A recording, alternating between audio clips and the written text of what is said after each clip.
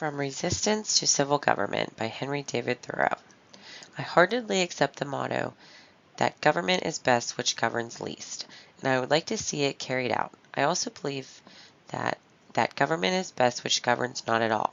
People are not yet ready for that kind of government. Government at best is but a means to an end, but government also does not work well to achieve that end. The objection to a standing army can also be applied to a standing government. Both can easily be put to wrong use. The recent Mexican War is an example of this. It is the work of only a few people using the government for their own gain. The American government does not keep the country free. The people do that. It does not settle the West or educate. It is the American people who have done all these good things. They might have done more if the government had gotten out of the way. But to speak practically and as a citizen, I do not ask for no government right now. Rather, I ask for a better government at once. Every person should describe what kind of government he or she could respect, and that will be a step toward getting it. After all, the majority rules, not because they are right, but because they are stronger than the minority. But a government based always on majority rule cannot be based on justice. Can there not be a government where conscience decides right and wrong? I think we should be individuals first and people ruled by government second. We should work for respect, for that is right rather than for the law. The only duty I have is to do what I think is right. It is not a man's duty to get rid of a wrong, but at least he should avoid supporting it. This means that I cannot go after my goals if they harm someone else. Now, some of my neighbors say they will not support slavery or go to fight against Mexico, but they help these causes with their tax money. If we refuse to help an unjust cause, we should not have to support an unjust government that promotes that cause. I meet the government face to face once a year when the tax collector comes to see me. By refusing to pay my taxes to this person, I go against the government's authority. I then watch to see how the tax collector treats me.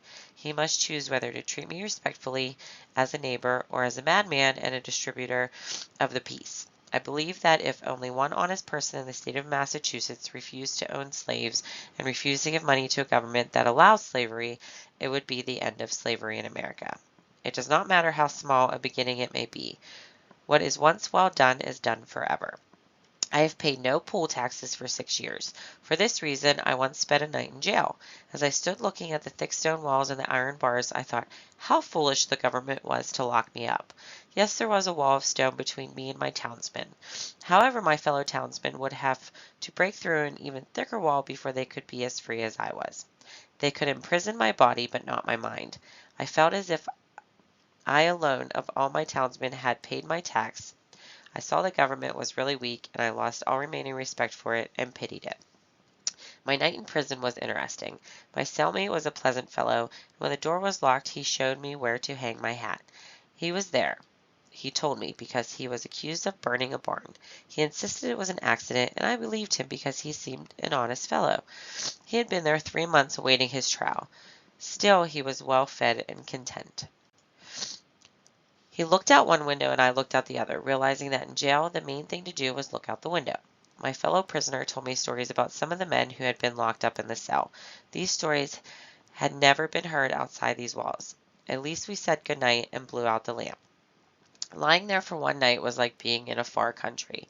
I listened to the evening sounds in the village as I never had before. It gave me a different impression of my own native town. I began to understand what the people who lived there were like. The morning they gave us our breakfast, and my cellmate went out to work in a field. He told me he did not think he would ever see me again. He was right. Someone paid my tax, even though I did not want them to, and I walked free. I saw my town, my state, and my country in a new way. I saw how far I could trust my fellow villagers to be my friends. They ran no risk.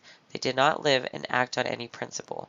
They were very different from me. They thought they would save their souls by saying a few prayers and walking a straight but useless path. I believe that most of them did not even know there was a jail in the village. I went about my business, going to get a shoe I had left to be repaired.